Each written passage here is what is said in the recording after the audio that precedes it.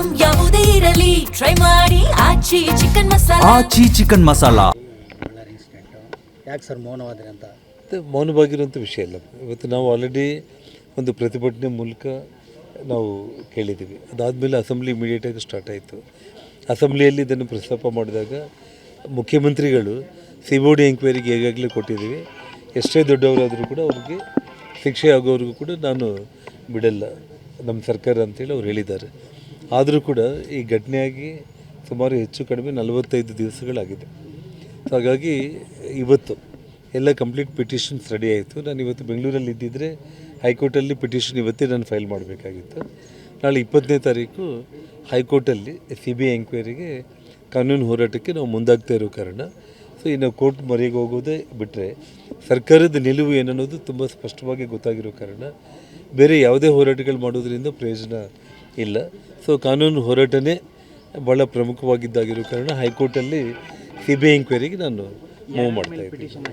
ಯಾರ್ಯಾರ ಮೇಲೆ ಅದೇ ಖಂಡಿತವಾಗ್ಲೂ ಕೂಡ ಇವತ್ತು ಸರ್ಕಾರದಲ್ಲಿ ಅವತ್ತು ಏನು ಇನ್ವಾಲ್ವ್ ಆಗಿರುವಂಥ ಇಬ್ಬರು ಪೊಲೀಸ್ ಅಧಿಕಾರಿಗಳನ್ನ ಸೇರಿ ಅಲ್ಲಿರುವಂಥ ಶಾಸಕರನ್ನು ಕೂಡ ಸೇರಿ ಅವ್ರ ಜೊತೆಯಲ್ಲಿ ಇರುವಂಥವ್ರು ಆ ಕೊಲೆಯಾಗಿರೋ ಒಬ್ಬ ಅಮಾಯಕನ ವಿಚಾರದಲ್ಲಿ ಎಲ್ಲ ಕಂಪ್ಲೀಟ್ ತಾವೇ ಇದ್ದೀರಿ. ಆಲ್ಮೋಸ್ಟ್ ಕೊಪ್ಪಳದ ಮೀಡಿಯಾ ಸ್ನೇಹಿತರು ಎಲ್ಲರೂ ನೀವು ಅವತ್ತು ನಮ್ಮ ಮನೆ ಹತ್ರನೇ ಬಂದಿದ್ದೀರಿ.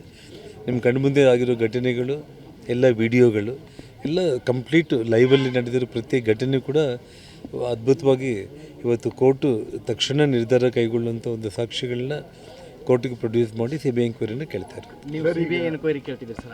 ಅಷ್ಟು ಪ್ರಕರಣ ಆ ಇಡೀ ಪ್ರಕರಣವನ್ನು CBI ಕೊಡಬೇಕು. ಹೌದು. ಯಾಕಂದ್ರೆ ಸರ್ ರಾಜ್ಯ ಸರ್ಕಾರದ ಮೇಲೆ ನಂಬಿಕೆ ಇಲ್ವಾ? ಸೊ ಇವಾಗ ಮುಖ್ಯಮಂತ್ರಿಗಳು ಅದನ್ನು ಘೋಷಣೆ ಮಾಡಿದ್ರಲ್ಲ ವಿಧಾನಸೌಧದಲ್ಲಿ ನನಗೆ ಅವರು ಸಮಾಧಾನ ಕೊಡೋ ಟೈಮ್ನಲ್ಲಿ ತಾವೆಲ್ಲ ಕೂಡ ನೋಡಿದ್ದೀರಾ. CBOD ಕೊಡ್ತೀವಿ ಅಂತಂದರು. 45 ದಿನ ಆಗಿದೆ, ಇದುವರೆಗೂ ಆಯಿತು. ಒಂದು ಸಿಂಪಲಾಗಿ ನಾನು ಒಂದೇ ವಿಷಯ ಹೇಳ್ತೀನಿ. 3 ಗನ್ಮ್ಯಾನ್ಗಳನ್ನ ಅರೆಸ್ಟ್ ಮಾಡಿದರು. ಒಬ್ಬ ಗನ್ಮ್ಯಾನ್ ಯಾವ ಬುಲೆಟಿಂದ ಆ ಕಾರ್ಯಕರ್ತ ಡೆತ್ ಆಗಿದ್ದಾನೋ ಅವನೊಬ್ಬನಿಗೆ ಬಿಟ್ಟರೆ ಉಳಿದವ್ರಿಗೆ ಬೇಲ್ ಕೂಡ ಆಗೋಗಿದೆ. ಇವತ್ತು ಅವನ್ನ ಅರೆಸ್ಟ್ ಮಾಡಿದ್ದಾರೆ. ಆ ಗನ್ಮ್ಯಾನ್ಗಳ ಮಾಲೀಕರು ಯಾರು? ಆ ಗನ್ಮ್ಯಾನ್ಗಳ ಮಾಲೀಕರು ಯಾರು? ಭರತ್ ರೆಡ್ಡಿ. ಇವತ್ತು ಸತೀಶ್ ರೆಡ್ಡಿ ಅನ್ನೋನು ಅದೇ ಪ್ರೈವೇಟ್ ಗನ್ಮ್ಯಾನ್ಗಳ ಜೊತೆ 7-7:30 ಬಂದು ಮನೆ ಹತ್ರ ಗಲಾಟೆ ಮಾಡ್ತಾನೆ. ಫೈರಿಂಗ್ ಆಗಿದೆ. ಅದೇ ಗನ್ಮ್ಯಾನ್ಗಳ ಜೊತೆಯಲ್ಲಿ ಭರತ್ ರೆಡ್ಡಿ ರ್ಯಾಲಿ ಮಾಡ್ಕೊಂಡು ಬಂದು ಅದೇ ಗನ್ಮ್ಯಾನ್ಗಳ ಬುಲೆಟಿಂದಾನೆ ಆ ಕಾರ್ಯಕರ್ತ ಡೆತ್ ಆಗಿದ್ದಾನೆ.